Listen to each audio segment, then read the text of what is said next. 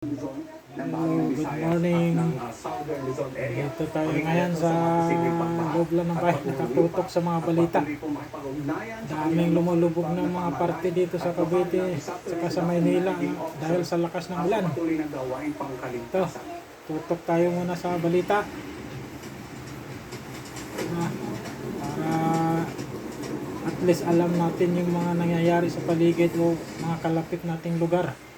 Umabot sa 500 insidente ng pagbaha na tayo ngayon, Metropolitan Manila Development Authority o MMDA bunsod ng Habagat. Bukod Medyo sa may tama na nga rin tong TV ko, corrupted na. Sa Metro Manila, dumagdag pa ang tambak na basura na siyang humaharang sa mga dalihan ng tubig. Sama ko dito si yung apo ko. Kakatapos ko lang pakainin, sinusubuan ko pa, ayaw kumain pagka hindi mo sinusubuan. Siya lang mag-isa ay nako, puro laro lang yung natupag.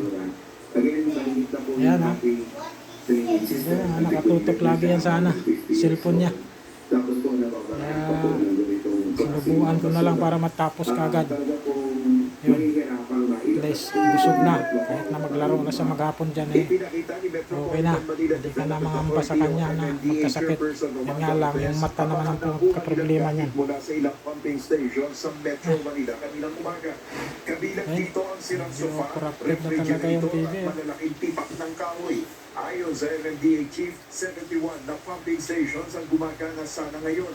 Ngunit nababawasan ang efficiency. Tuloy pa rin yung ulan sa labas yun pa rin, hindi pa nga tapos yung ano namin dito, yung kanal nagawa pa. Ayan dito tapos yung kanal, ginagawa pa lang yan.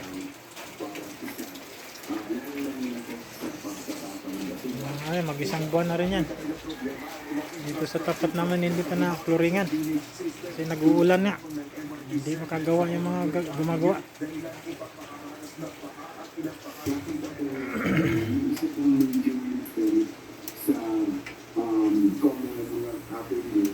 Corrupted na talaga yung TV namin.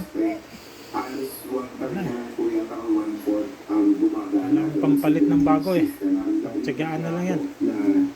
Inaayos na po ng MRT 7 yung po na Barahana Drainage. Samantala sa ulat ng Department of Social Welfare and Development of DSWD. Yan, ang apo ko lagi nakatutok dyan sa laro niya. Ano ba? Mag-hi ka. Uy, mag-hi ka, mag-hi. Ay. Ayaw. Lagi nakatutok sa yan. Laro niya. Ang dalawa ko ng mga anak na babae, ito walang ilaw. Uy. Diyan sa kwarto. Maulan kasi kaya yan. Lagi na lang nakahiga. Ayan yung dalawa naming babies Saan yung isa? Lalamig din Yan si Mrs. nasa shop.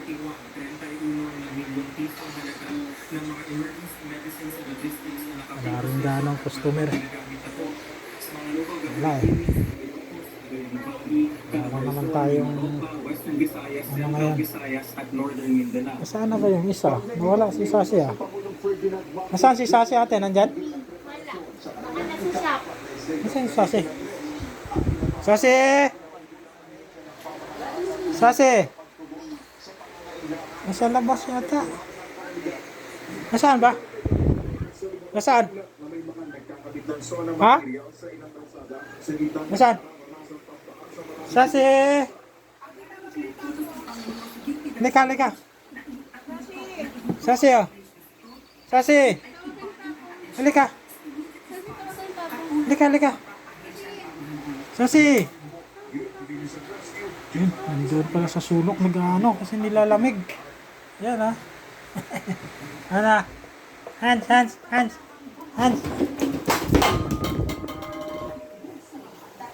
Ayaw. Masok ulit. Yung isa yun ang kulit. Yun, tumabi na sa dalawa kong anak na babae. Sweet ng mga aso na yan. Gusto laging nilalablab. Niya Laging pinapayagan na pinakarga. bumalik sa kanilang mga bahay, yung mga nagsilikas na residente, ngayong wala ng baha. Bigay. Salamat. Magandang gabi sa iyo.